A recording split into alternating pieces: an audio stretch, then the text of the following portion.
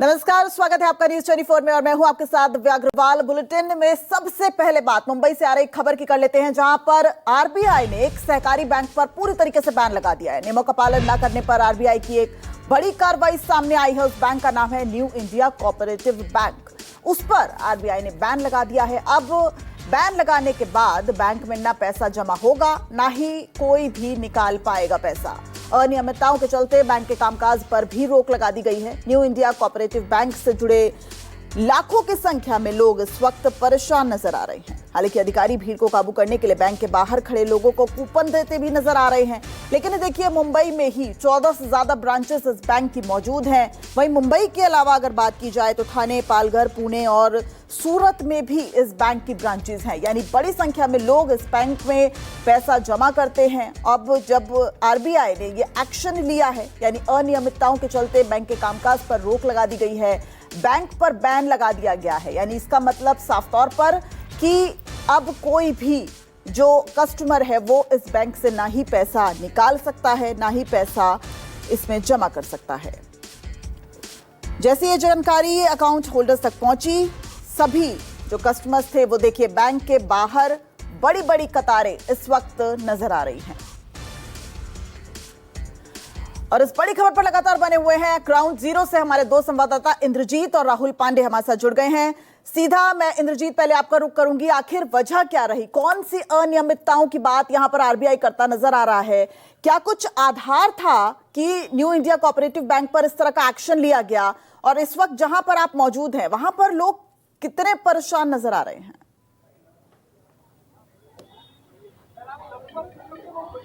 जी बिल्कुल, इस वक्त हम मुंबई के यारी रोड ब्रांच पर मौजूद हैं और कुल इस बैंक की 27 शाखाएं हैं, जिसमें से 2 दूसरे राज्य यानी गुजरात में भी हैं।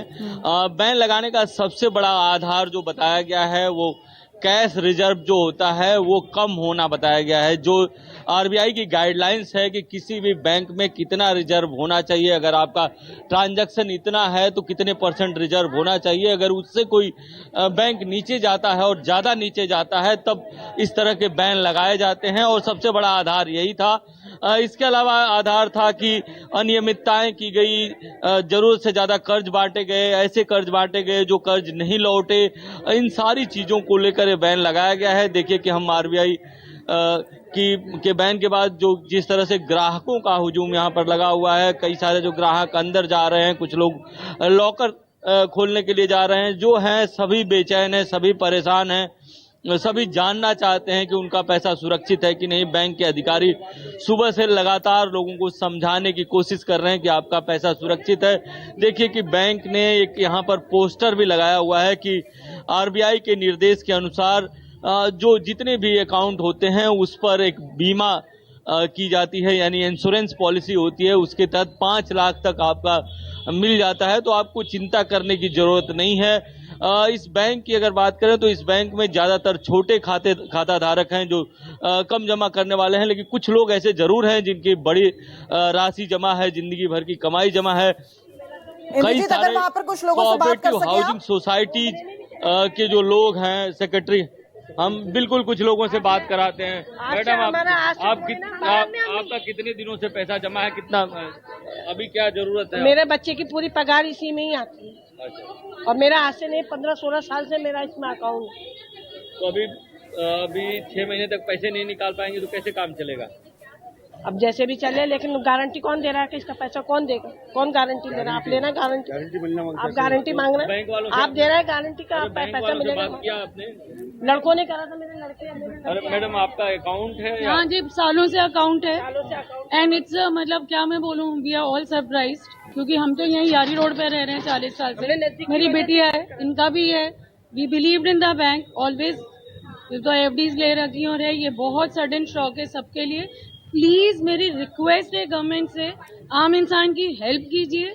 बिकॉज बहुत मुश्किल से पैसा जोड़ के हम बैंक में डालते हैं और ये प्लीज आप सेटल कीजिए चीजें, हम बहुत परेशान हैं। Thank you. आपको नहीं मालूम था कि तो अभी रिसेंट में आप लोगों को कोई जरूरत है इसकी 6 महीना से पहले? Of course you know when you have your funds हमें रिक्वायर्ड होता है, एंड मेरा तो सेविंग अकाउंट में है huge fund which I definitely wanted to withdraw and put it in other bank, so अब सब स्टक है। We all have plans you know, so it's very sad कि सडनली ऐसे हुआ है, and I know people who are more needy, तो उनके लिए तो मुझे बहुत दुख हो रहा है। And I am also sad for me and my mom because we are also in a situation कि हमारे फंड्स, हमारे हार्ड अर्न्ड फंड्स स्टक है। ठीक है इंद्रजीत, ये चिंता बहुत स्वाभाविक नजर आ रही है क्योंकि लोगों की गाड़ी कमाई और कहा जा सकता है कि लोगों की पूरी जिंदगी भर की कमाई जो है वो बैंक में होगी और वो इस वक्त पूरी तरह से असहज महसूस कर रहे हैं, हेल्पलेस महसूस कर रहे हैं। राहुल पांडे का रुख करना चाहूंगी। राहुल, आप कहां पर मौजूद हैं और क्या यहां पर भी लोगों को यही दिक्कतों का सामना करना पड़ रहा है?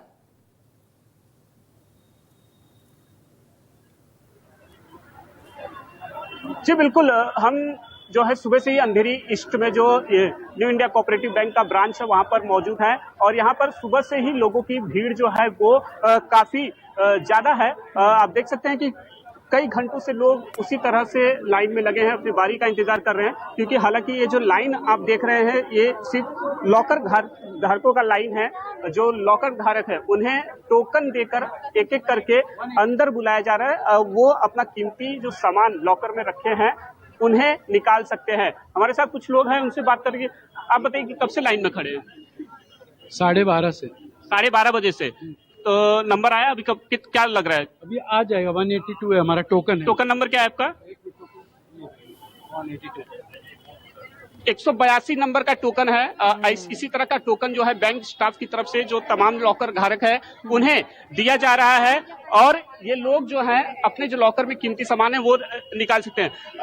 आपका worrying part is FD amount हमारा 5 लाख से बहुत एक्सीड हो रहा है, तो उसका क्या, वो भी वाइफ का हमारे नाम पे है, एक ही नाम पे। 5 लाख के तक के डिपॉजिट पे इंश्योरेंस कवर होगा। आपका कितना अकाउंट? समझो 25 लाख होगा, वो एक ही नाम पे। आपका अकाउंट कितना है यहाँ पे? यहाँ पे अकाउंट है, यहाँ पे एक है, टोटल 3 अकाउंट है। टोटल 3 अकाउंट है। इसी ब्रांच में है या कहीं?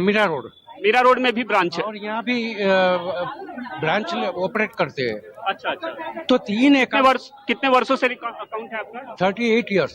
38 सालों से आपका खाता है। यस। कभी पता चला कि कैसे पता चला कि? कल शाम को 4 बजे के बाद घर पे गए, तभी कल 2:45 बजे मैंने पैसा विड्रॉ किया 6,000 7,000। हाँ, कुछ सूचना दी गई थी? कुछ जानकारी दी गई थी बैंक की तरफ से कुछ ऐसा होने वाला? नथिंग, इट इज लाइक हम लोग को ऐसा लगा, उन लोग को भी कुछ पता नहीं है। अच्छा। शॉप वाले को भी उनके ऐसे एक्सप्रेशन से भी कुछ पता नहीं होता था। हाँ। 2:45 बजे पैसा मिला मुझे और 4 बजे के बाद में ये सब चालू हो गया circulate. RBI impose that ban. Rahul, इसके बाद तो एक बड़ा सवाल ये भी खड़ा हो रहा है ना कि आरबीआई द्वारा ये कहा जा रहा है कि लिक्विडिटी लगातार जो है वो बैंक की कम हो रही थी, यानी कि बैंक खाते में चल रहा था, इस वजह से निर्णय लिया गया है।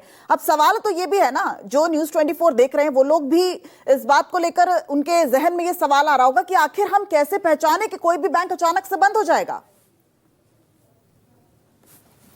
जल्दी से। जी बिल्कुल, ये सबसे बड़ा सवाल है। ऐसा कि नहीं है कि पहली बार किसी प्राइवेट और कोऑपरेटिव बैंक पर रिजर्व बैंक ऑफ इंडिया ने कार्रवाई की है। इसके पहले भी ठीक है राहुल, वक्त की कमी है। इंद्रजीत आपका और राहुल आपका बहुत बहुत शुक्रिया, लेकिन आपसे अपडेट आगे भी लेते रहेंगे, लेकिन फिलहाल आपका इस पूरी जानकारी के लिए बहुत बहुत शुक्रिया। रुकते हैं एक छोटे से ब्रेक के लिए, लेकिन जल्द हाजिर होंगे कुछ और खबरों के साथ। आप देखते रहिए न्यूज़ 24।